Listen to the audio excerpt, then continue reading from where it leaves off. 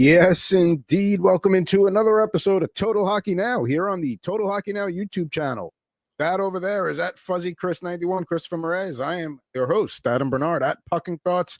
Our buddy at Ant Rivera 86 off today as he is out at the U.S. Open, drinking some delicious honey deuce, triple goose, or whatever those beverages are called out there. But I let me tell you something. The U.S. Open. It's even if you're not into tennis, like you go those first few nights where there's just matches going on all over the place and you can just bounce around court to court. It's a unique and fun spot. I used to go every year with my dad. It's fun. You get the chance to go, you should go. How many, like if you had to set the over under on the vodka beverages, like is 2.5 too low for Ant? I wish I could set an accurate number on that, but I'd have to know, is he driving, not driving? Who's he there with? Is it like family or friends? What's the expectation? I feel like it's New York, right? It's in Queens, yeah. Right. So he's not driving. You don't drive anywhere in New York. I mean, to go where he lives in Jersey all the way to Queens is a lot of, you got to go 1, 2, or at least probably 2 or 3 trains. So he might be driving. Nonetheless, he goes out there all the time. It's right next to Citi Field where it is, so he's got his routine. Nonetheless, very envious. Hope he's having a nice, fun day out there. It's not too hot out in Queens. We're going to get to our 6th mock draft coming up in about 30 minutes here. We'll do a 10-teamer today. Both Chris and I got to get out of here on time today, so we're dropping to a 10-teamer. Do a 14-teamer next week. I'm excited for that. But we do have some somewhat breaking news here earlier today. Blackhawks signed Frank Nazar to a 7-year, $46.13 million contract. As you tweeted out, less than 60 games NHL experience, but maybe this turns out to be they were very shrewd and got in early on this guy, and it'll be a friendly contract down the line. Yeah, I mean, look, a lot of people, like, it's not new for teams to invest money in young players, right? We've seen you don't need a ton of experience anymore. You give them a contract and you hope that they can live up to the expectations. So for Nazar, obviously coming off the injuries that he's had, if he lives up to the potential that he can be, then this is a fantastic deal. And with the cap going up, like it's 6.6. That's 6 is basically the new 4, which would be a bargain if he becomes the player that the Blackhawks hope he can be. If he doesn't, I mean, that's the risk you take, right? So on the surface, you look at it, less than 100 games experience. He did get on, like he finished the season on a tear. So let's see if he can carry that in to the start of this season. And the Blackhawks are building something. They're going to need some cap-friendly deals at some point. And they've started with Nazar. He gets to lock up his early teens, I guess, if you want, at a very fair number. And most importantly here, it was interesting to see that he didn't go with the 8, but he will become I believe he's going to become a pending UFA when that deal is up. And he's going to be 26 or 27. Like he's going to be in the prime of his career. So if he pops off and becomes the player he can be, then he can still go to the bank, get paid, and no harm, no foul done. So it's a win for the team because they lock up a young player for a good period of time. It's a win for Nazar because he gets the money. It's $46 million. Like, let's not spit on it either. He's got that security. He's in a good spot. Win-win for both sides. Good for him. Here's the other part of that deal too. It sends a message to Connor Bedard like, hey, we're serious about trying to build something around you. Because let's face it, that has not they're not as in good shape as maybe the Sharks are with the young talent already being up at the NHL level and playing and getting experience. But it sends that message. And then 2, like you said, $6 million in 2025 is not what $6 million was, and I'm going to go way back here. I remember when the Rangers handed a 6-year, $6 million contract to defenseman Wade Redden, and that might have been one of the worst contracts handed out at that point. In that era of NHL history, that was one of the worst contracts handed out. That $6 million ain't that same $6 million anymore. So, like you said, that's now closer to what we would evaluate as like a $4 million until we adjust to the new cap ceiling. Look, I'm not crying for a guy with $46 million. He's going to be able to buy a Ferrari if he wants. You know what I mean? Like, he's going to be okay. But this is it's a gamble for the Blackhawks, but they've committed to wanting him to be there. He obviously committed to wanting to be part of that process. So I hope it works out for him, of course. And again, the Blackhawks are one of those teams where the NHL is a better league when they're at least a competitive team, if not a very good team. So, a step in the right direction. Now, we're here to talk we talked some Western Conference win totals last week, point totals, I should say.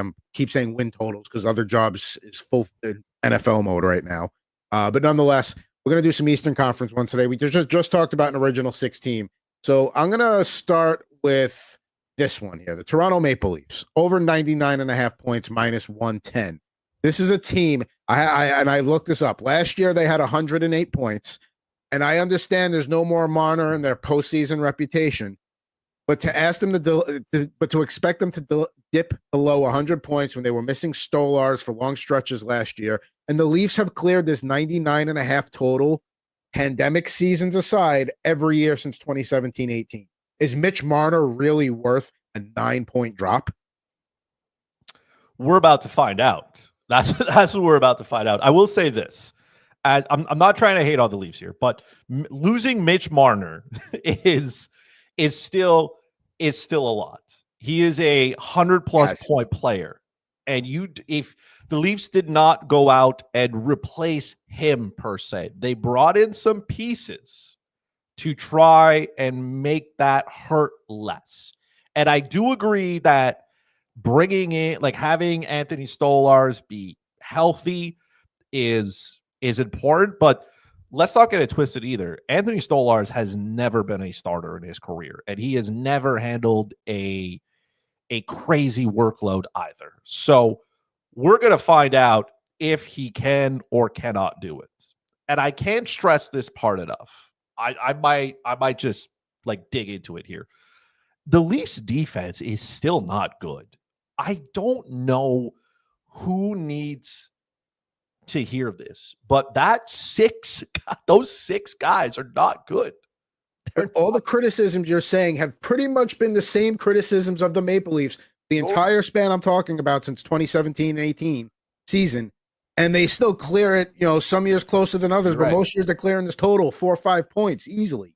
But can we also agree that maybe the Atlantic Division is getting better? So some of those bottom feeder teams are starting to improve. Like if we believe the Montreal Canadiens are going to be better, if we believe that the Ottawa Senators are going to be better, like we'll figure out Detroit. Buffalo is terrible. Yeah. Right? Boston, like sure, but also in the Metropolitan Division, if we believe some of those teams are going to get better, at some point, like there's only X amount of wins you can get. And there are going to be injuries, and that blue line is going to get tested.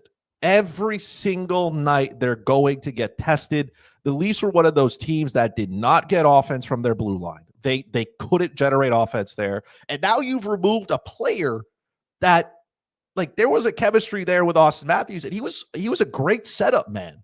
So I get you went out and you got Machete, and yes, you're hoping Matthew Nyes steps up, but you're asking a lot from those guys. You're trying to get a replacement level. I do expect I expect a regression in their points just because that's just the way this goes. When you lose a player of that caliber, you don't necessarily replace them. Like I said, we're about to find out. Maybe 99.5. Like they could have got like 100.5. You would have been like, all right, fine, it makes sense. But there are some question marks with this team. So it's not surprising, but I do think this might be too low of a number for what it is. I do expect a correction. I wouldn't be surprised if it goes either way. That's my beef here. And I can see if it keeps getting bet over, then the number will go up. So that'll also indicate there. So you know what? We're in the Atlantic Division. We're talking original 6 teams. Let's just roll with it here. Detroit Red Wings, under 83.5, minus 110. This was what I wrote about that. James Van Riemsdyk is projected to be their top line left wing, and I could probably just stop talking right there in terms of taking the under here. And listen, I get for fantasy purposes, which we'll talk about later, Lucas Raymond, Dylan Larkin, Alex DeBrincat, Marco Kasper's those guys are all expected to grow this year. And yes, Sider on the blue line, rock solid fantasy pick there, but like, one of the things we said about John Gibson forever is if he got to a good team, i.e. an Oilers, it would be different. He's still on a bad team. So, and he's not the John Gibson of 5+ years ago where, okay, that guy's going to steal you a few points that maybe you didn't deserve. He's not that John Gibson anymore. So They had 86 points last year, so I are expecting regression. They lose Tarasenko. They don't really do much to replace. Not that it was a big loss anyway, but I think Detroit. I said last year bottom team in the Atlantic Division. I have it's them and Boston and Buffalo to a slightly lesser extent. All three of those teams are in the mix for that last spot. I mean, at some point, this team's got to fire Yzerman. The plan's not working. This team could be in a rebuild for a very long time. They have pieces, but I just don't know what's going on here. This is a team, as of today, from Daily Faceoff, Eric Gustafsson and Jacob Bedard-Docker is your third pairing. Yeah. Woof. Like, you're basically you have two pairings, and Ben Sherrod is still on it. This is not a good team. And talk about John Gibson. Let's say he stays healthy, or if he doesn't. I mean, Cam Talbot's the next guy up, and he's not 24. This team is miserable. I don't know how you can be a Red Wings fan right now, look at this team, and think good things are going to come from it.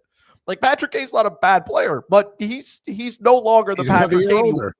Right, he's a year older, and he's a guy who's had hip surgery, and he's going through the process here. And DeBrincat started the year off rock solid, and then tapered off. Alex DeBrincat is he's doing what he can. And then you have Dylan Larkin is probably the best player on that team. Lucas Raymond is asking you to step up, and you're asking him even more. And Moritz Seider is a great defenseman, but his offensive totals have kind of slipped a little bit. He's good defensively and everything, and that's what you want out of this guy. But there's way too many question marks here. I do expect a regression. I think under 83.5 is where it's going to be. I can't see this team topping 80 points. Just doesn't make sense.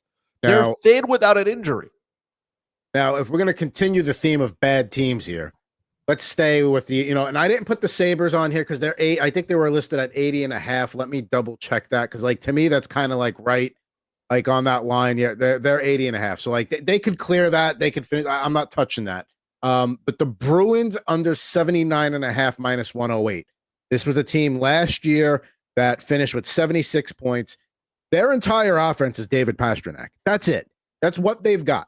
If he gets hurt for any amount of time, they clear this easily. And David Pastrnak is an all-world elite player, but if he gets a nagging injury and this team plays to the low expectations that many have for them, I don't see him, sometimes when you're in the thick of a playoff run, man, I wish I want one more game off, but you know what? We need those 2 points. I'm going to rush myself back in tonight. He's not going to do that. And that's not a knock on him, but again, and maybe he plays all 82 games, but I don't know. They had 76 last year. The only argument to say that maybe they clear this was last year got off to just an absolutely miserable start with the whole Jeremy Swayman contract situation and other things that were hanging over the team that at least this year, yeah, they're coming in with a crap roster, but they should come in free and clear of the bullshit. It should just be a normal training camp. So, I mean, if you think that's worth 4 points, sure. But, if Swayman has a better season, sure. But there is really not a lot of reason to have optimism in Beantown right now. Listen, Vegas is rarely wrong. They must know something that we don't, because this roster is terrible. Putrid. Miserable. Putrid. It is there's Pastrnak, and then there's a collection of bodies, right? Elias Lindholm is their top center, and then Casey Middlestat. Oh my God. Right? Well, how about this? Victor Arvidsson, who couldn't crack the lineup at Edmonton on a consistent basis, even in a bottom 6 role, is their second line center projected right now. Second line right wing projected. It's not good. And then you got Tanner Jeannot there, who got paid because his agent is absolutely great. And then on the back end, let's assume Charlie McAvoy's healthy. Hampton's Lindholm is who he is. We don't know. Maybe this changes for Jeremy Swayman and he's better, but Korpisalo's coming in and he wasn't very good at Ottawa, so I don't expect him to be better in Boston. This is a team that they may become quick sellers, right? They may realize come Christmas, New Year's that they are not good. What? Pavel Zacha, Casey Middlestat, what do you got? I mean, the Tanner Jeannot signing, it was a terrible signing. But the way Rangers fans love Rempe, that Bruins fans will love Jeannot. It'll be something to watch in an otherwise miserable season. He'll play a style of hockey that they like in New England. Sure. But at the end of the day, the only thing that matters is wins and losses. And I know, but if you know you're going to stink, you try to do things to at least put some butts in the seats. Maybe, but I would get real tired of watching Elias Lindholm and Casey Middlestat down the middle. Like Fraser Mitten's going to be on a third line, and I mean, maybe he becomes good, but that's a lot of responsibility. There's so many holes on this team, just everywhere. They're going to have some growing pains, and it's crazy to see the total being where it is. Like you're getting like where are those 4 extra points coming from? Like what player did they add where you look at this roster and go, yeah, maybe they're better? There's nowhere. There were guys who couldn't play consistently elsewhere coming to your team, and you're like, what? You're gonna get better? Like there was a spot in Edmonton in that top 6, like you said, for Victor Arvidsson. You couldn't get there. You couldn't get there with Draisaitl McDavid. What are you gonna get there with Casey Middlestat? Oh, come on. It's going to be a long year in Boston, and I'm not crying about it. Let's be honest. No, listen, they're due for a reset, a rebuild, all that stuff, and yeah, they're not. To me, there's no reason to even consider an over here unless David Pastrnak plays the season of his life. And well, here's the thing: the next team I want to talk about, we're going to go into the Metro for a second before wrapping up in the Atlantic. The Penguins, 75.5, under 75.5, minus 105. This is what I had down, but then the more I think about it, if there is somebody in the NHL that is capable of dragging his team to 76 points, it's Sidney Crosby. And that's not a knock on David Pastrnak. David Pastrnak is a high-scoring winger. He is a top 7 fantasy pick at worst in most drafts, top 8.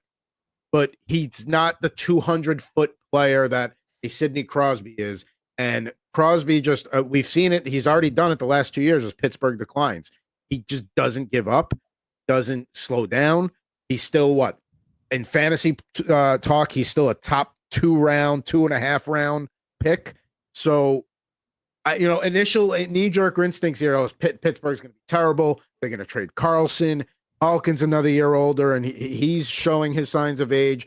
Tristan Jarry, and God help Artur Shilovs, who went there to back him up. He's going to get everything he wants. He's going to get plenty of work if he wants it. Knee-jerk reaction is under here because they could be the worst team in the East. But because of Crosby, now it's like maybe I go over 75.5 instead. It's just so hard to predict this. For them to go over, there's so many things that have to go right. That's how I see it. This total is set low by design. And you're trying to get a cut. Like they could finish with 77 points. It wouldn't shock me, right? Like 77 is still pretty bad. Let's keep it a stack. It's not like 63 bad, but it's still bad. Yes, but you're basically saying the Penguins are going to be a bottom 5 lottery team in a certain sense. And again, because Sid's there, I don't like that's hard, man. But when you look at this roster, again, Crosby's not going to get younger. I don't expect him to move unless he decides he wants to go. We'll see what the conversation is about him getting Malkin because he is a UFA and his glory days are behind him. He's also like he could get hurt just standing, right? The same thing with Chris Letang. These are older players, right? If they want to go somewhere else, they can. Maybe they do want to go somewhere else and do Kyle Dubas, a solid because you can get some assets for these guys. You're going to have to rebuild. You're going to have to go through it, right? And we know who's coming up in the next draft. Like the kid's there. So if I'm Dubas, I want this roster to be bad. And the problem is some of those guys on their team are going to make it better. So I don't know if Malkin's going to be here come trade deadline. I don't know. Erik Karlsson is the biggest one. If you can move that deal again, great. Yeah. But there needs some pieces to be removed. And obviously you're never rooting for injuries. But once those injuries start to hit, like this roster can be really, really bad. So I would probably lean the under. I would have liked this total to be just a little bit higher. 77.5 would have been like somewhere in that range. I'm hoping maybe the line gets, goes up so you can take the under a little bit more, but it's tough to look at this roster and expect good things to happen. But again, we've seen Sidney Crosby put a team on his back and drag it to wherever it needs to be. You are going to be held accountable when you show up. He does not care about you know, the future of the like he's a competitor. He wants to win as he should. But again, even if I don't think he's going to leave, maybe he decides he is willing to do his team solid and go somewhere else where he can win a cup and let the Penguins go through it. As unlikely as it is, I agree with you though. It's hard, but I lean more under because that's just the logical thing. It's one of those things where it's like your gut reaction goes under, and then you start to think about it because of the Crosby factor. But then it's like, I could see Malkin if he's healthy getting dealt at the deadline. That's going to be an interesting one to explore. If and when the time comes to see, he could be a very serviceable third line guy where you could shelter the minutes a little bit more. Second power play, like again, he's not the player he once was. He's not finished, right? He could probably top 60 points. The problem is how many games is he going to play? And he's also a good vibes guy in the locker room too. Oh, 100%. Playoff run guy, he's bringing the experience, all that good stuff. 1 year, listen, if on an expiring deal, if the Montreal Canadiens are making a push for the playoffs and they need a Russian centerman to help the other Russian kid that's in town, I'm just saying. Just throwing it out there. Now, we'll close with your Canadians right before the draft. I got two teams I want to get to quickly before that, and we'll sign up for our mock draft soon here. Capitals over 95.5 points here. This was a team that finished with 111 last year. Good enough for tops in the division and the conference. There should be a regression here, but a 15-point drop is a lot. Even if Carolina has improved, and even if Jack Hughes stays healthy the whole year. I didn't put the Devils on the list today because they're 98.5, and to me, it's like, okay, great. If Jack Hughes, you guarantee me Jack Hughes is healthy the whole year, I'm betting the over. Guarantee me he's going to miss 15 games minimum, I'm going to bet the under, and I don't have a crystal ball. So Devils stay away from me entirely. Capitals, though, even though, like I said, a regression's expected, but I don't expect the 15 points. That's a lot. That is quite a slap in the face. Capital fans there. Jesus. That's way too much. Alexi Protas is still there. This roster is you're basically running it back almost. And, Ryan Leonard's here. Hendrix Lapierre is here. These are good young kids that can help. Their defensive group as well it's not terrible. You got your guys who could contribute offensively. You got your guys who could defend well. This, goalie tandem. Yeah, Logan Thompson is pretty good. Charlie Ligger is pretty good. Like, there is a regression, but 95 has them as a wild card team.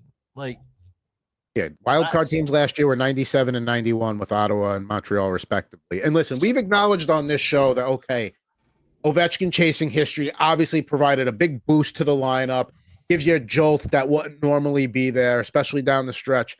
Even factoring that they're not going to have that mojo this year, 15 points. 15 is way too, that's aggressive. That's aggressive.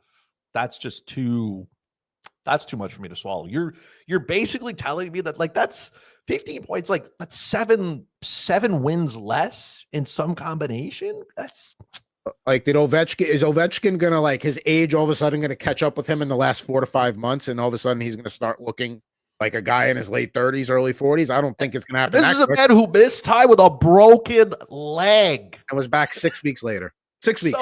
There are packages that take longer to come in the mail than Alex Ovechkin from the time he broke his leg to the time he was back playing NHL games. Yeah, that's it. I've had lingering groin issue for months from jumping over the bench awkwardly. This man broke his leg, and he's like, "Oh, I'm good, man. I got to chase this down." So that's to me. That's like the mortgage on the over. Unless an epic collapse from this team, I can't see this being. I can't see them being a wild card team. Now, yeah, I mean, again, one of the points you brought up before was okay, who did somebody your team lose to have that drop in points? Who did Washington lose? They didn't. Nobody of significance. Nobody that you're like, oh yeah, that could hurt them a little bit. It's, like you said, they're running it back. The only difference is Ovechkin's a year older. Connor McMichael and Protas have both got another year under their belts.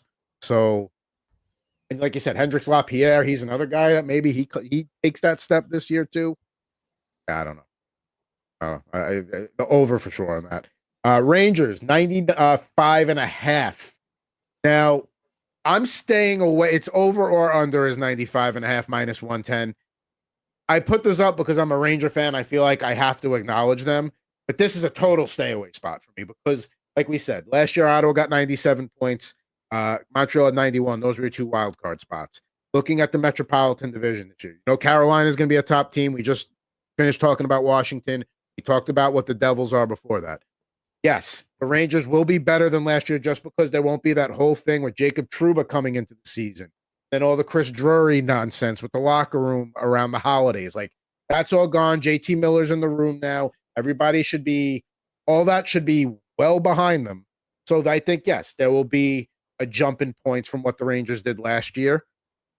But that 95.5, it's like right there. I don't know. I don't think they're a top 3 team in the division. It wouldn't surprise me if they plucked one of those top 3 spots. If everything goes right, Shesterkin has a season for the ages.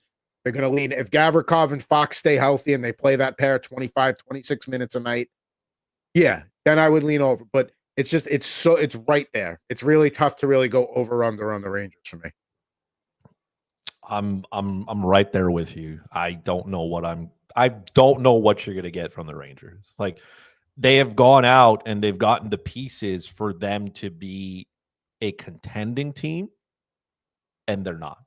So, like, if you're not doing well, that's a problem, because you go out to get JT Miller, you sign Gavrikov to that, deal that maybe they did need, but I don't know. 95 does seem pretty low though. But then again, we thought they would contend for the top of their division last year, and then in December, everything just like they were dead. So, yeah, I don't know.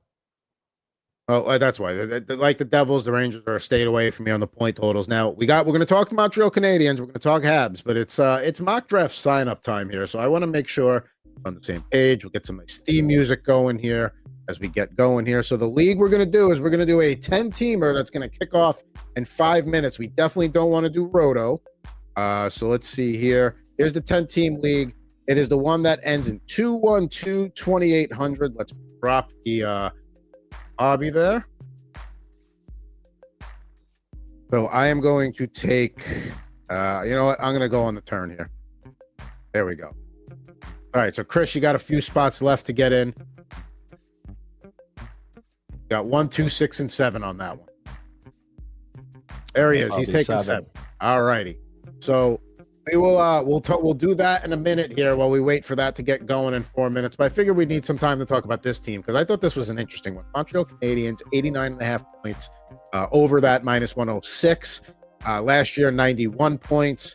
Again, and to your point about maybe the Atlantic being a tougher division, maybe a little more even, throughout. Like, yes, maybe Toronto's taking a small step back. Florida, they're in that mode where, like, not to say they don't care about the regular season, but they're just trying to get, to the playoffs where things matter. Ottawa's still going to be good. Buffalo, I think, will be a little bit better this year for as much crap as we talked about Detroit and Boston. I do think Buffalo, if you had to give me those 3 teams, I think would be the best of the 3. So what's your take here on, 89.5 being in the number? I think a lot of people will jump to the assumption that this number is too low. And listen, a rebuild is not linear. So a lot of people want to see progress, and progress being, well, you made the playoffs last year and maybe now you went around, but like, this is still a very young team on paper. The good news is you're going to get a healthy Patrick Laine to start the year, hopefully. You're going to get a healthy-ish Kirby Dach, hopefully, to start the year. And you also have another year on the back end of guys. The Montreal Canadiens got off to a terrible start last year. They at one point were last, right, in the league. And we were in November. And then they show up in December. They go on that crazy run where they start beating former Stanley Cup champions. They dip again. The Four Nations breaks hit, and then they just start to take off, and then they start losing before it. Like, there were so many peaks and valleys with this team. Like, I was in a glass case of emotions. Let's keep it a stack. But I remember. Ideally, this team takes a step. And ideally, you want to see them not flirt with a wild card spot with, like, all that tension at the end. Because 91 points to me is not enough to make the, like, it's borderline right? That was more because the Metro was such a weak division after the top three that the door was left open for whoever wanted it. Correct. So that's how I feel it looked. And I don't know if that'll be the case again. I will say this, though, 89.5, I would still take the over. You got to get a full year of Ivan Demidov, and that also helps. Like, I get he's a kid, but you saw glimpses of that at the end of last season. And I get in the playoffs, it's just hard. The playoffs is hard. And you were playing one of the best teams there as well. The Washington Capitals, give them their flowers. They were really, really good. The Montreal Canadiens they were in all those games. Trying to get to it, Line broken fingers. Like, there's so many things that started to catch up to you. And as good as David Savard was, you could see that his game was slowing down. So now you have maybe another spot for a more regular young player who can provide what David Savard did, but have the foot speed and the breakout. It's still a young team, and you're going to have your peaks and valleys. But maybe if the Canadiens are in a good spot come trade deadline, instead of saying, oh, we're not going to sell off assets, right? Because Kenny, you said, okay, well, we won't trade the gang, but you got to, go out there and do it. And the Montreal Canadiens did. Maybe instead of saying that, you say, hey, if you're in a good spot and you're fighting, maybe we add something to this. Maybe we go out and get what you need. The most important thing here, as well as the Montreal Canadiens, is their backup goalie situation. Kaden Primo was miserable.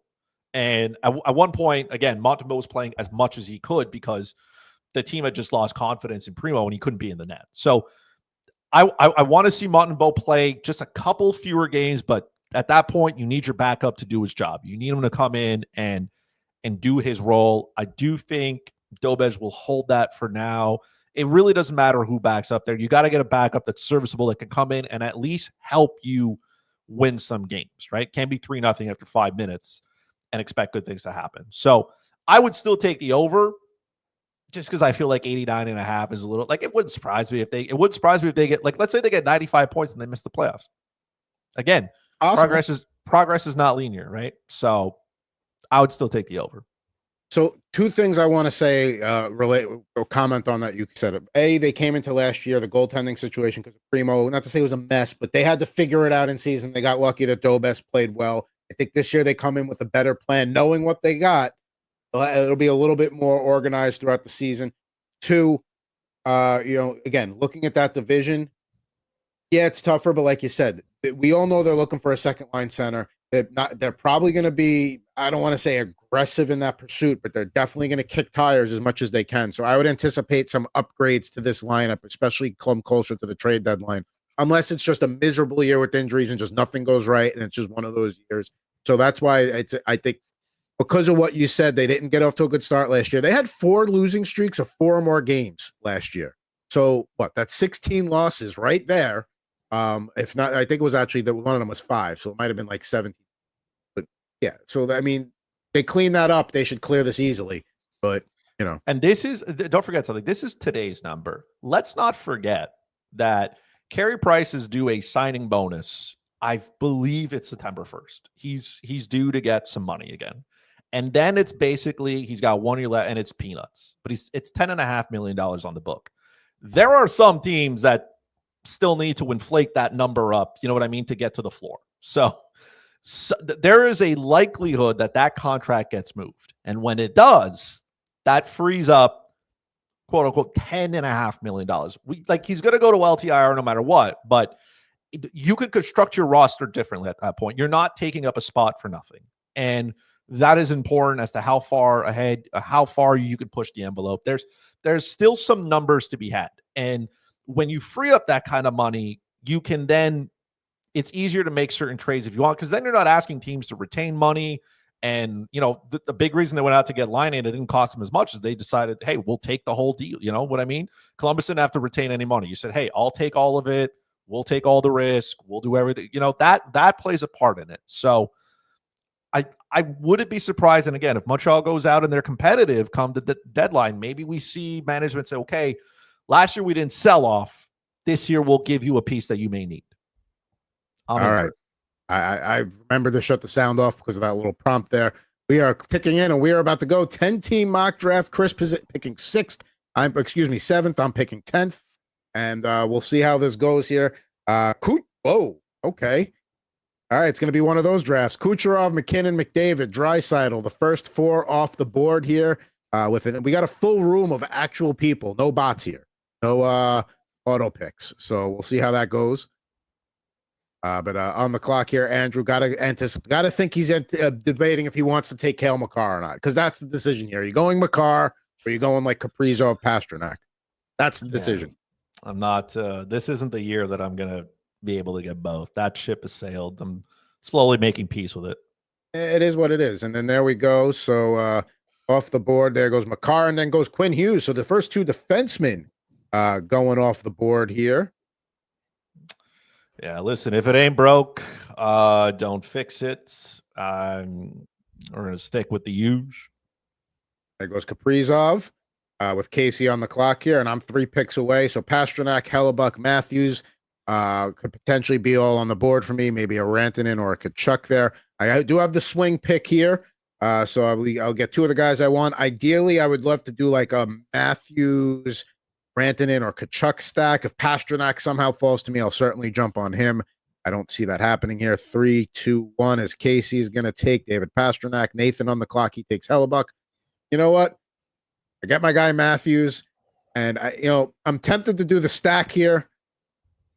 But, Mikko Rantanen's penchant for driving fast does not affect his ability to play hockey on the ice. In the first full season of him in Dallas, I'll gladly take those 2 back-to-back there and get my center and a winger out of the way with Nathan back on the clock, and he gets Brady Kachuk. Yeah, I could have gone with somebody that gets hits there. I could have taken Kachuk, but I can find hits later. I'm not worried about that. Nothing wrong with a little Matthews Rantanen. A lot of points, a lot of shots, a lot of power play opportunities. I'm happy with that. I could have gone with Kachuk there, but I'm gonna. It would have been maybe a little bit of a reach to take Werenski if I wanted to do a defenseman there. I feel like when the pick comes back to me in the 3rd round, I could maybe get like a Adam Fox type, maybe somebody like that for a defenseman. But we'll see how goalies go. Connor Hellebuck, only one off the board here. Chris back on the clock here with the 15th overall pick. He takes Jack Eichel. So in a 10-teamer, Kaprizov Eichel, great pairing. I'm finding it harder and harder to pass up on Jack Eichel just because you're bringing, like, again, we talked about Marner. You're bringing in a 100-point player like that, and you're already good. Man, that can make a difference. That can send Eichel over the edge. I think he could be a 100-point guy this year. And we see DW. He's going to go defense heavy. Quinn Hughes, Zach Werenski. So 2 of the top 3 defensemen are going to be on that guy's squad there. Good for him. Let's see how Andrew handles with Cale Makar. I doubt he goes with a defenseman here as we are on round 2, pick 6. It's 10-team mock. William Nylander, that's certainly a nice pairing there. Goalies are starting to go. There's Vasilevsky. There's Jake Ottinger. So Vinny goes with the Draisaitl, Vasilevsky pairing, McDavid and Ottinger for Steve. McKinnon, Bouchard, I see that combo a lot for Lewis. And then Kucherov, Point, and now the 3rd round begins. We'll see what Mark takes, but he goes lightning stack there. Yeah, there's nothing wrong with a little stack there, and he adds another top winger to his team. Yeah, it's a strong pick. And there goes Reiner, Kachuk. Marner, Reiner, Kachuk all seem to go about the same spots here. They usually seem to go together. Vinny with a double goalie stack there to start. Yeah. Vasilevsky, Blackwood, so he's going to win most of those categories. He's going to win those categories every week. Now, DW, I doubt he's going defenseman here. I mean, if he wanted to take one, he could go Hedman or Darlene, but he does not. I don't think he will. The clock's ticking down on him. Chris is on deck here, coming up here with pick 3-7. There goes Crosby. So yeah, there you go. And not a bad way to go there. Like we said, Crosby's still going within the first 3 rounds, 2.5 rounds of drafts. No surprise you take Boldy. There goes Jack Hughes. Nathan on the clock here at pick 3-9. He's had Hellebuck and Kachuk, and there goes Forsberg. And now I'm on the clock, and I've got a decision to make. All right. First thing I'm going to do is I think this guy's going to have a big year. Let me get one of my goalies situated with Igor Shesterkin before too many more goalies go, and then I'm not thrilled with my options. Yes, I could go with a defenseman here, but I am very big on this guy this year. I'm trying to get him in as many leagues as I can. I think he's in for a really big year here. Tage Thompson. And if I don't take him at 4-1, he is not going to be there by the time he gets back to me. He was not making it past me, so I can tell you that much. That That puts a wrench a little bit in the plan that I was trying to do. Listen, I'll go with my side. I'll stay in Buffalo though. I'll take Darlene here.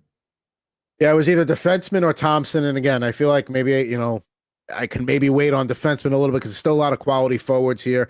Famous last words before I see a bar of green go across here as the fourth round closes and the fifth round begins.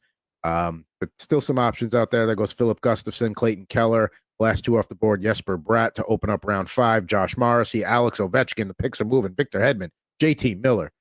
We have DW on the clock here. So, yeah, plenty of guys moving here. We are already in the middle of the fifth round of this 10-team mock draft here on Total Hockey Now. There goes Moritz Seider. And now Chris back on the clock, who took Rasmus Dahlin last time around. Yeah. I know the two guys I want. I don't know if they're going to get to me for what it's worth. I don't think he's coming around to me. So I'll reach one round here.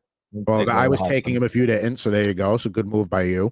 Great minds think alike, obviously.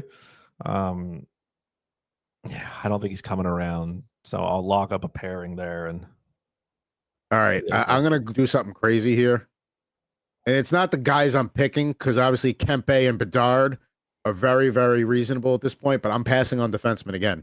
I've usually try and get one of those anchor defensemen early. I'm going against my. I'm trying something new today. Feel like in a 10-teamer, you might be able to get away with waiting just a little bit more. So we're going to see how that goes. So I opened up round 6 with Adrian Kempe. Martin Necas goes. There goes Ilya Sorokin. Chris back on the clock here after going back-to-back defensemen with Dahlin and Hudson. I'm going to take another stretch here because I don't think he's coming around. Yeah, I mean, I could have taken him there, but I maybe in hindsight, I should have grabbed him with one of those picks. But Kempe, with the way he hits and the production he had in LA last year, and I think Bedard's absolutely in for an absolute huge bounce back this year. So round 6 closes with Nikolai Ehlers. We'll see what round 7 opens with. And yes, I'm going to have to pick a defenseman soon. I'm not going to be able to wait too much longer. Let's just be real on that. There goes Chychrun, Mackenzie Weegar. He's a guy that if you wait a little bit, he's still a pretty good. He's probably the last good D1 is Weegar. And Dobson. There he goes. So I might be in a little bit of trouble here. I might have waited just a tad too long to get my first defenseman, but we'll see. This isn't how I drew it up, but I mean, look, if you're like it is what it is at this point. I can't let him go. Don't do it. I think okay, so that's one of the two guys I was considering there. All right, I can't wait anymore. I got to do defense, and I'm going to double dip. I'm going to take Brandon. I'm going to take Thomas Harley. I thought you were going to take him. And there's still some quality forwards on the board, but I don't want to get caught with not having a strong number 2. It was my guy last year. Give me Mikhail Sergachev. So I'm not waiting on the defenseman anymore. There goes Dougie Hamilton. I can't trust how his health. Otherwise, yes, I probably could have taken him instead of Harley or Sergachev. He's another guy in the Devils that just can't stay healthy. So that makes perfect sense here. He keeps dropping. So, I mean, somebody's got to score in Detroit, right? I'll take Dylan Larkin here. Not a bad way to go. Certainly not a bad way. So right now with Matthews, I need to start beefing up my left wings here because I don't have a ton of those. There goes Slavkovsky, the Brinkat, Raymond. I didn't draw it up 4 defensemen in a row, but you know what I mean? When life gives you lemons, you start making premium lemonade. That's what happened here. And that's just not premium lemonade there. Those are 4. Like Roman Josi was a guy that we were talking as a top 3 defenseman last year. So if you were to get him at 7-7 as your 4th defenseman, with Dobson going right before him. Yeah, there goes Matvey Mishkov, another guy that, people are high on for year number 2. We close out round number 8. Drake Batherson goes, and now round 9 opens up here for Mark. That's why you never go into a draft with a plan, depending on what life gives you. I think you go in with a plan, but you be ready to adapt quickly that plan is not going to be what you want. And I got lucky with the defenseman that I passed on Fox, but I still got Harley and Sergachev. You did. I need a goalie. I mean, we're halfway through the draft. I need a goalie, so Stolarz is it. There goes Luke Hughes. Pionk defensemen are going now. I'm not going to take. Listen, I need to beef up my left wings a little bit here. So let's go with a little. I want to share that Vegas top 6 with Tomas Hertl. And I've been getting them, I think, almost every draft so far. Maybe only one I've missed. And, I'll pair, I'll stack them with Austin Matthews, Mr. Matthew Nice. There you go. So listen, a lot of green here. So I only have 2 defensemen. I'm probably going to be, not to say scraping the bottom of the barrel, but I'm going to have to address that sooner than later. I still need to take a second goalie. Still got a few rounds left here, but it's getting thin quickly. Hoping for a bounce back here a little bit. Hoping he stays healthy. I'll take Jacob Markstrom here. Don't love it, but I'll do it. Hey, you know what? You're going to have to take Jake Allen probably at the back. Or maybe you won't, because in a 10-team league, you don't have to handcuff as much, but that's a situation where maybe I would. But yeah, I'm going to have to look at goalie and defenseman on my turnaround here when it gets back to me. But we'll see. I need the Devils to stay healthy. I need him to stay healthy because Jake Allen put up really good numbers and he played on the same team. So there we go. Linus Ullmark, the next goalie off the board. Charlie McAvoy, another defenseman, usually going higher than that. Just not a lot of high expectations with the Bruins this year. There goes Dylan Gunther. About to wrap up round 10 here with pick 100. There's Joseph Wall. So he did not take Stolars. He's got Gustafsson, but he thinks there's going to be a little bit of a split there in Toronto, which certainly could be. Maybe not a true split, maybe a 55-45, but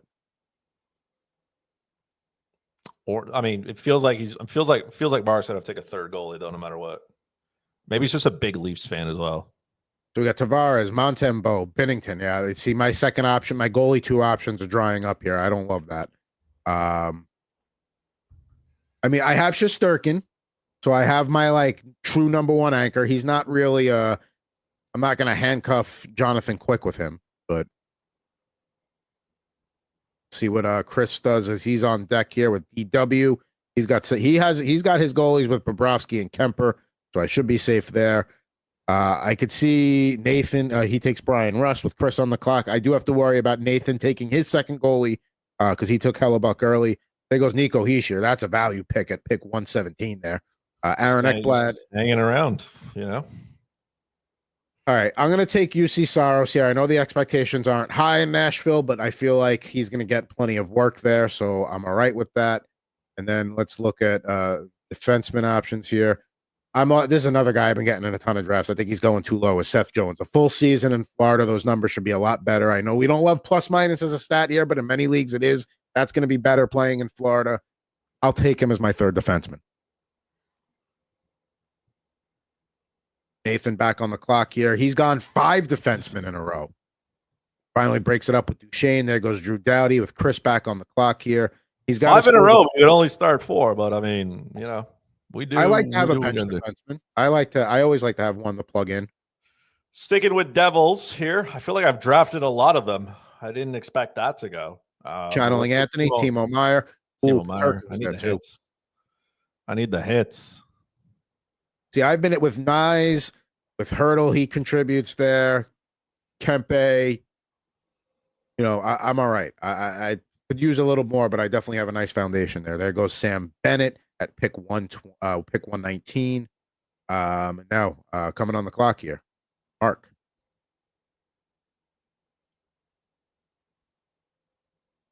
We've got what? We've got 1, 2, 3, 4 more rounds to go. There goes Gustav Forsling as we open up the 13th round. Draft moving along at a very nice pace here. It's always nice when we fill a room with actual human beings that actually don't milk the clock every time. They have been moving. Dylan Strome goes there, trying to catch some points off of Ovechkin. Did he take Ovechkin earlier? No, so no stack.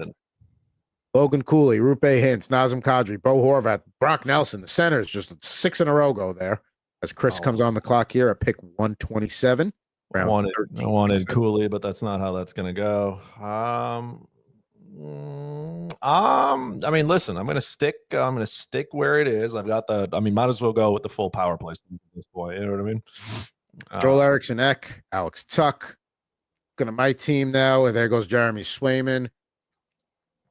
I got plenty of center eligible guys. You know what? I want to share of that Edmonton top 6. Give me Mr. Zach Hyman with the first pick. And then let's see here. I need to grab a couple of defensemen. So first up, Cam Fowler had a resurgence after he gets traded from Anaheim to St. Louis. He's a guy that I've been grabbing as my 4th defenseman a lot. no different here as I grab him at pick 131. And there goes Svechnikov and Stamkos with Chris back on the clock. Pick 14-4. I need a right winger. First full year in the NHL. I mean, it's a lock for you to take. And these like teen rounds, we'll call them the 13 to 15. That's where you're going to be looking at Demidov. Obviously, a deeper league, maybe a little sooner. So there we go. Byfield, Verhaeghe, Stankoven, McTavish, Riley, Shabbat, Dorofiev, Marchand, Marchessault. Clock's moving. Picks are moving. Buchnevich and Vetrano here. Chris is back on the clock. A lot of guys have gone on auto draft as it's the later rounds here. We'll see what Chris does.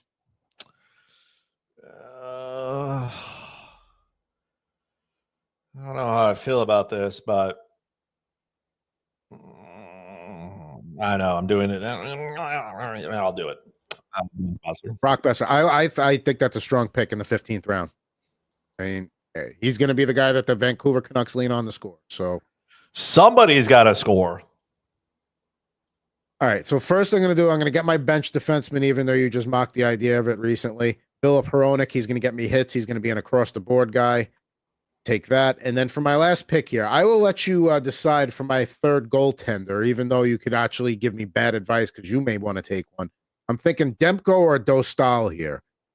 Who should I take? I mean, Demko's the one who's going to play if his knee isn't bum. It's true. You know, and Dostal is probably the better goalie, though. But, I mean, his team is not great, unless you believe the Ducks. I'm taking Dostal. You know why? Because Quenneville will be a better coach team around him. There goes Decor. There goes Coach Chekhov. I'm sure you're going to take Demko here. If I need a goalie. I am of the believer of taking 3 goalies, even if it's a 10-team league. I'm going to do it anyways, but I'm not taking Demko because I don't trust that knee. I'm going to take Jack Reeves. So for me, a lot of exposure to him. And there we go. Wallman, Faber, Boyum. There goes Thatcher, Demko to Steve, Leon Bichel. And then the last pick of the draft coming up here is it's complete. That's the one glitch Yahoo has. Freddie Anderson, in case you were Freddie Anderson. So I mean, I could have gone that way too, but I mean, another year on him. I don't know. At least you know with Dostal that they're gonna Mrazek's there as an insurance plan, but they're gonna give Dostal every chance he can get. So let's recap our drafts here. This one moved pretty quick. Very happy with that. I will go first. Matthews falling to me at pick 10. Love that. Could have gone with a Kachuk or even a Matthews Nylander stack there, but I decided with Mikko Rantanen, tough to pass him up to open up the second round. Goalies weren't really moving at that point, but I figure with a guy like Shesterkin, I couldn't wait on him any longer. I think he's a big bounce back candidate here. And listen, you try to separate your fandom from your picks, but I don't know. Shesterkin just made a whole lot of sense there. And then Tage Thompson, who you think he's going to be, how high do you think Thompson will go in his ADP? Like, he's going to crack into the third round, but will he crack even the second round, or is that pushing it? I think the second is too far just because he's a Buffalo Sabre. The good thing about him is he has center eligibility. He plays the wing, but he is a big body. The Buffalo Sabres got to do something. Every night he's going to go out there. He can throw his weight. He needs to stay healthy. This could be a 40-40. Like, he could score 40 goals, put up 40 assists. The problem is a supporting cast good enough to help him? But I expect Buffalo to be losing a lot, so I expect him to be out there on the power play, doing what he needs to do. The eligibility, just sends the value over the edge, right? Like, if you're in that conversation where you're like, oh, do I take, Connor Bedard or something like that? There are good players in that mix, but to me, Thompson's upside in goals is there. It's there. It's a bad team, but it's there. And here's the other thing too. Bedard was my 5th round pick after that, and that's another guy that has right wing eligibility too in Yahoo leagues. Bedard at the end of the 5th round, and again, 10-team league we're talking here. That's not going to happen. That's not going to last because one of the things you're starting to see in a lot of football mock drafts right now is the average Joe is starting to play. Like, the people that are in those best ball drafts at the beginning, in July, early August, are the real hardcore football. Now you're starting to see those people get in. You're starting to see running backs go higher, things like that. You're going to start seeing the household names like Bedard, where I'm getting him at the end of a 5th round in a 10-team league mock draft. Maybe a 12-team. It's going to be closer to that, end of the 4th round. That ain't going to last. So again, I don't love going through the first 6 rounds without having at least one defenseman. But I mean, you look at the names I put on my roster, and again, 10-team league: Matthews, Rantanen, Shesterkin, Thompson, Bedard, Kempe.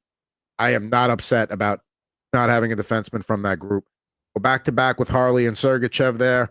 Very fine with that. Tomas Hertl, been a big fan of his, both from a hockey and a fantasy perspective for a while.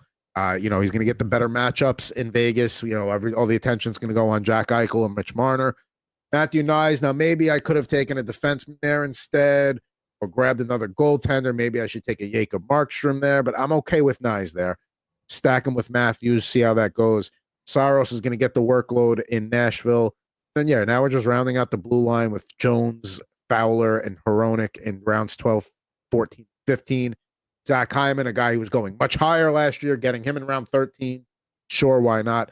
Yeah, this is the point in the draft where you just start going for, the guys you want. But again, 10-team league, a lot of people available for you at most points. Now let's go to Chris's draft. He gets one of his guys to start with, Kirill Kaprizov at pick 17. It is what it is. I got to take, I like taking an elite forward, specifically a winger sometimes. Like you can find good centermen, but an elite winger. Jack Eichel just keeps falling there. He's there.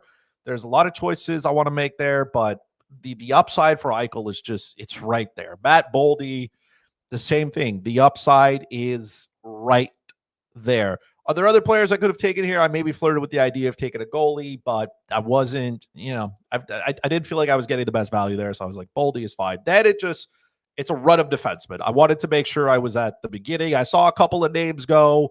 I'm like, okay, we went around without defensemen. That means they're coming. So Dahlin is there. I knew that Lane Hudson wasn't going to come around on the turn. And I get that the goal scoring isn't there, but this is a rookie who put up 60 plus points. Like I can't let that go. I can't. Even if he gets 60 next season, it's still for defenseman, it's right there. It's what you're looking for. Coming back the other way, the same thing. Adam Fox is right there. I believe that he can get back to his ways where he can be close to a point per game. I really do think Adam Fox, you just gotta let him flourish. There's spots there. The Rangers power play, that's his spot. He's a great facilitator of the puck. He can score goals as well. And then I was looking at maybe a goalie here, maybe something else, but I mean, Roman Josi just fell. He's falling. This is a guy who can shoot the puck, block shots. Nashville was putrid. Even if they get slightly better and he's healthy, good things can come. The wave of defensemen was already there, and I was like, well, this is the guy I want, and that'll only further push the defenseman. I didn't have 4, like I said, go in there, but I'm here. You know what I mean? So let's get right into it. Dylan Larkin is there. It's just good value for a guy who had, like, somebody's got to do something on that team. So we went there. In a 10-team league, I'm okay with waiting on my goalie. Maybe I'll wait a little bit too long. Anthony Stolarz is there. I wanted to lock up Jacob Markstrom. Injury concern, maybe, but in a 10-team league, I know I can go to the waiver wire, find a starter, and then just kind of patch it up. But I was okay with that. And then I stuck with some Devils then, because then I went to Nico Hischier. And again, fantastic value. Unfortunately, he got hurt last year, but if he's healthy and he's on that pace, I'm in for it. Timo Myers, same thing. This is a guy who can score goals and shoot the puck. He can also throw his weight around. He's a cheap version of guys like JT Miller and Alex Ovechkin. That's what he is to me. If he could get back to scoring, if he could finish with like 75 points, 250 shots and like 150 hits, like that's elite, right? Joel Eriksson just completes the Minnesota stack that I have been completing for whatever reason. It just keeps falling That's to your me. Adopted team at this point. Ivan Demidov, he's right there. I needed a right winger. There was space there. I'm willing to take the upside on a kid here. Yahoo has projected at around 65 points. So that seems pretty elevated, but 65 points puts him in the Calder conversation. I'll take that. I backed myself up here by taking Brock Besser. The numbers seem kind of low for him, but like, unfortunately, I need him to do more than whatever his projection is, because if he's projected to be around the 55-point range, that's not good enough. I need him to be upwards of 35 goals, probably 30 assists to start saying, okay, this makes value.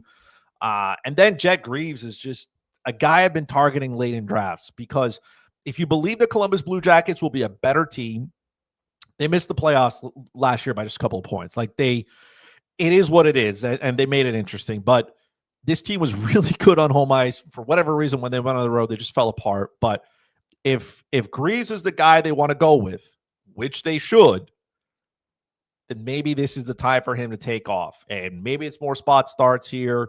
I'm kind of backing up the Markstrom, Stolars without having gotten any of their handcuffs, but they're still available on the waiver wire in this league. So I'm okay with it. I'll go with Greaves. There's a ton of upside. If I look at the goalies that are taken there, like Joey DeGord is I would assume is like a 50-50 split. Kachekov, the same thing as well with Anderson. Dostal is a starter, just a bad team. Demko, let's see how his knee does. So I feel like I got a massive amount of upside in a goalie that could help me win my league. And I don't even think the Blue Jackets have to be better than last year. You just have to believe they're going to be about the same team, and he's still a very good. Listen, 7th, 8th, 9th place team in the conference that's still a goalie you want to have in most scenarios. And listen, in Columbus, Elvis Merzlikins is there certainly, but Greaves is the guy. If Greaves plays well, they're going to keep trotting him out there. They're not going to overwork him. He played down the stretch, and he was a big reason why this team started, to claw in a little bit there. Columbus needs a goalie. They need somebody to take over. And they need somebody who wants to take the reins and say, hey, let's do this. So, healthy blue line, healthy team. Don't forget, Sean Monahan missed a bunch of time with injury. Boone Jenner as well missed time due to injury. Like, if this team can settle in and be good and power through it, I think Columbus could be around the same, if not better, and a full year of Jack Greaves. I'm in it. Now, I'd be curious because I took Tage Thompson here to open up the 4th round. You said you would have taken him had he had gotten there. That might have changed your whole defenseman strategy there because you weren't going to.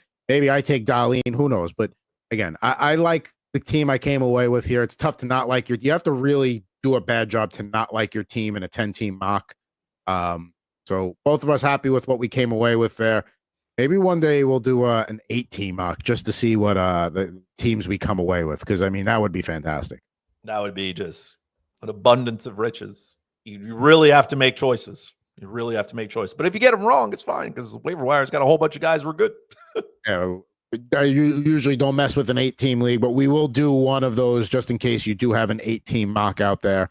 So let's, what do we got coming up here? I know Slapshot Podcast is in the summer break. When are we thinking that's coming back? Is that coming back right after puck drop or right before puck drop? What are we anticipating?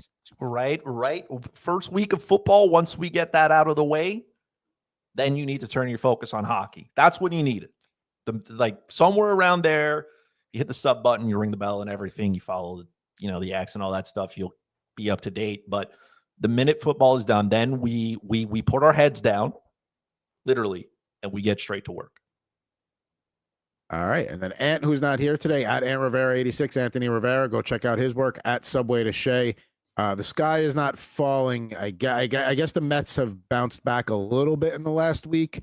We'll see how, but it's still August. There's still a good 5 weeks plus 6 weeks of the season here for the Mets to either enrage or enthrall their fans. And then, of course, Rip and Riff also on hiatus, but that'll be coming back soon with myself and at Mr. Jared Moore. The NFL preseason's wrapping up. Can't wait to do some football and hockey packs on that show. But we'll be back with you, next week for another mock draft here? Yes, sir.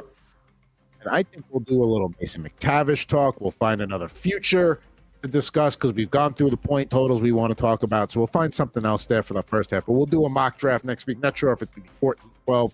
We'll see what the situation entails there. But for at Fuzzy Chris 91, I am at Pucking Thoughts Adam Bernard. Back with you next Thursday, an all-new episode of Total Hockey Now here on the Total Hockey Now YouTube channel. Thanks for tuning in, whether you're watching live or watching later. We appreciate it. Also, send us an email if you got any comments, thoughts, or suggestions. totalhockeynow@gmail.com. Thanks, folks. Back with you next week. All-new episode of Total Hockey Now.